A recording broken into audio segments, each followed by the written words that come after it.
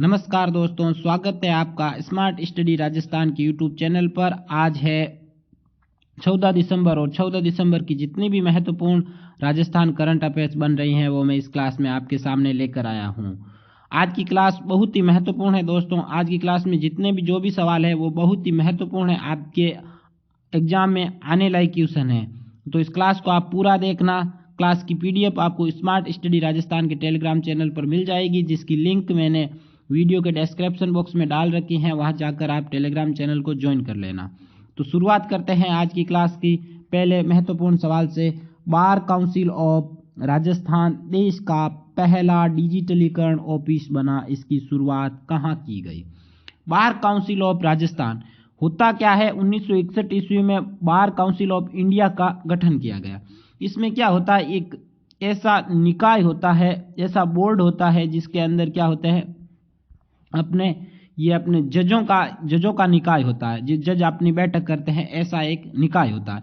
अब राजस्थान में bar council of Rajasthan का गठन किया गया, लेकिन ये डिजिटलीकरण रूप से पहला गठन राजस्थान में किया गया है। और जो जजों का होता है तो हाईकोर्ट में होगा। तो राजस्थान हाईकोर्ट की पीठ कहाँ है?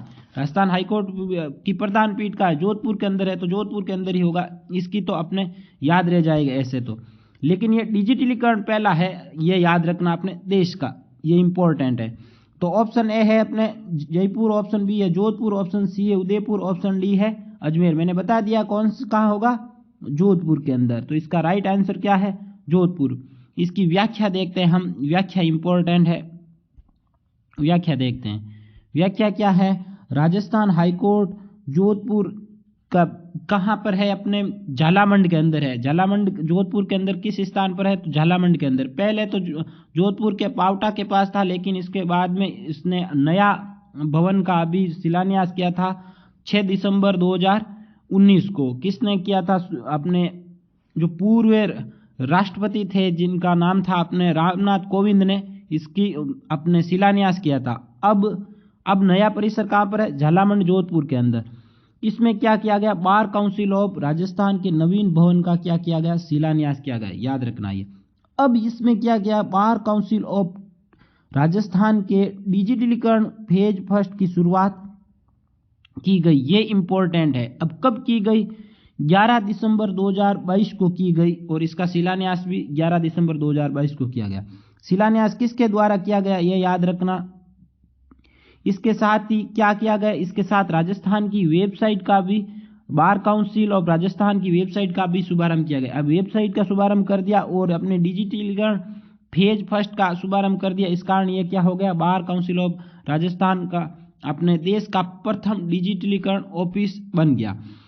अब इसका मतलब शिलान्यास किसने किया था? तो ऐसा पूछ ले तो शिलान्यास किसने किया था? मुख्य न्यायाधीश पंकज मित्तल ने किया था। कब किया था? 11 दिसंबर 2022 को किया था।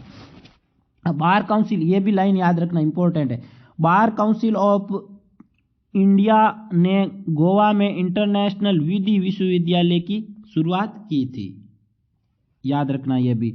अब राजस्थान की प्रथम वर्चुअल कोर्ट, 2 बार एग्जाम में पूछ लिया गया है ये, वनपाल तथा वन रक्षक के पेपर में पूछा था ये सवाल। राजस्थान की प्रथम वर्चुअल कोर्ट का उद्घाटन एस शिंदे द्वारा कब किया गया? 20 जुलाई 2022 को किया गया। नेक्स्ट देखते हैं व्याख्या। नेक्स्ट क्वेश्चन, हाल ही में शगुन अग्रवाल ने मिसेज इंडिया वाशिंगटन 2022 बनी। हाल ही में शगुन अग्रवाल मिसेज इंडिया वाशिंगटन 2022 बनी, इनका संबंध राजस्थान के किस जिले से? वेरी इंपॉर्टेंट है। अगर अंतर्राष्ट्रीय स्तर पर राजस्थान का कोई व्यक्तित्व चर्चित होता है तो अपने एग्जाम में जरूर पूछा जाता है। तो शगुन अग्रवाल का संबंध राजस्थान के किस जिले से है? तो ऑप्शन ए है राजसमंद, ऑप्शन बी है भरतपुर, ऑप्शन सी है सीकर, ऑप्शन डी है बीकानेर। तो शगुन अग्रवाल कहाँ की है? बीकानेर की है, जो क्या बनी थी? अपने मिसेज इंडिया वाशिंगटन 2022 बनी। व्याख्या देखते हैं। बीकानेर की शगुन अग्रवाल मिसेज इंडिया वाशिंगटन 2022 का ताज जीता। अब है स्मार्ट फैक्ट। मैंने क्या कहा? जो स्मार्ट फैक्ट देता हूं वो या तो एग्जाम में पूछे गए हैं या फिर पूछे जाने की 100% संभावना है। तो मिस इंडिया राजस्थान 2022 कौन बनी? तारूसी रॉय, लिख लेना अच्छे से। Next question, CM Ashok Gehlot द्वारा राज्य में बाल श्रम एवं बच्चों के व्यापार पर प्रभावी रोकथाम हेतु उच्च अधिकार समिति का गठन हेतु मंजूरी कब दी? वेरी वेरी इंपॉर्टेंट है, उच्च अधिकार समिति का गठन कब किया गया?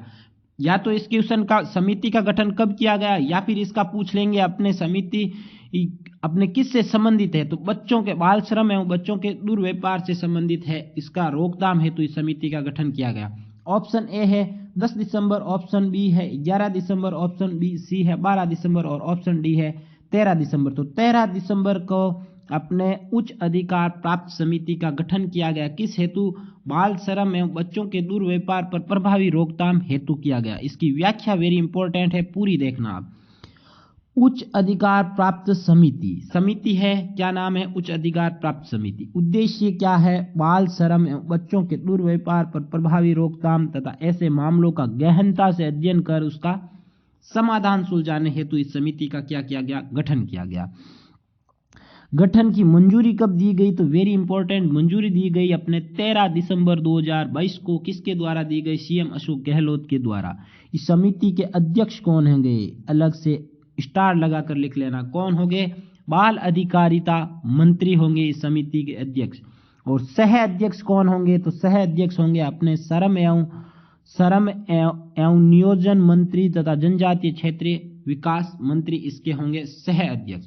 अब इस समिति के सदस्य कौन कौन होंगे? सदस्य होंगे अपने राजस्थान राज्य बाल अधिकार संरक्षण आयोग के अध्यक्ष और अतिरिक्त मुख्य सचिव या फिर प्रमुख सचिव गृह विभाग, और तीसरा प्रमुख सचिव जनजातीय क्षेत्रीय विभाग, चौथा सचिव श्रम एवं नियोजन, पांचवा सचिव सामाजिक एवं अधिकारिता विभाग, छठा सचिव बाल अधिकारिता और सातवां है अतिरिक्त पुलिस महानिदेशक। ये होंगे किसके? इस समिति के सदस्य होंगे। इनका गठन कर दिया तो ये समिति के सदस्य भी बना दिए गए। अब और क्या होंगे? चार व्यक्ति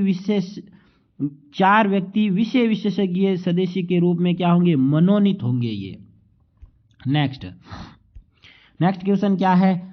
जोधपुर में इंटरनेशनल एक्सपो का आयोजन कब होगा? पहले इसकी तारीख 11 से लेकर 13 मार्च 2023 तक थी, लेकिन अब इसकी तारीख में क्या कर दिया गया? बदलाव कर दिया गया है। तो अब कौन सी तारीख है? तो ऑप्शन ए है जनवरी 2023, ऑप्शन बी है फरवरी 2023, ऑप्शन सी है मार्च 2023 और ऑप्शन डी है अप्रैल 2023। तो इसका आयोजन तो होगा अपने मार्च 2023 में ही, लेकिन अब कब से कब तक होगा? अपने 20 से 23 मार्च को होगा 2023।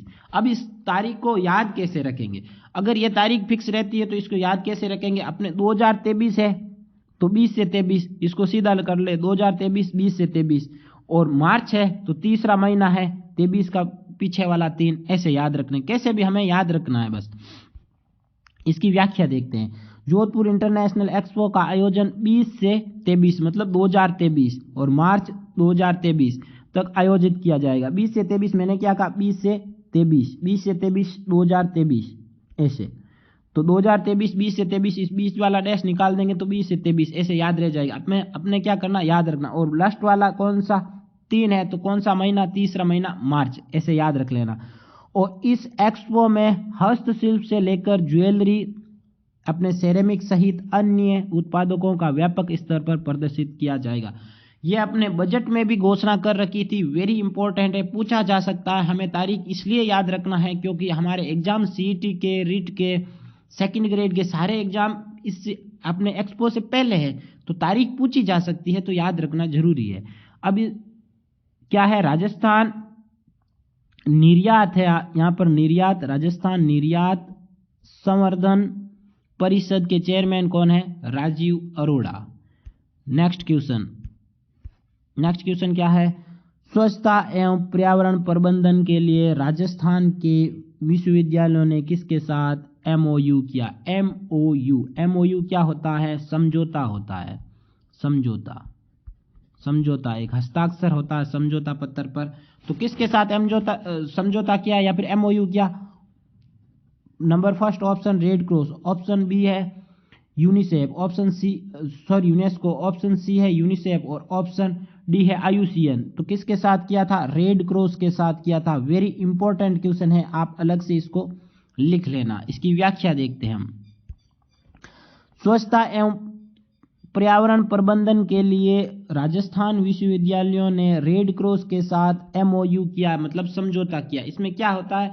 अपने जल प्रबंधन, स्वच्छता प्रबंधन, पर्यावरण प्रबंधन, इन सभी से संबंधित इसका मतलब अच्छी व्यवस्था रखने हेतु क्या किया गया? रेड क्रॉस के साथ समझौता किया गया।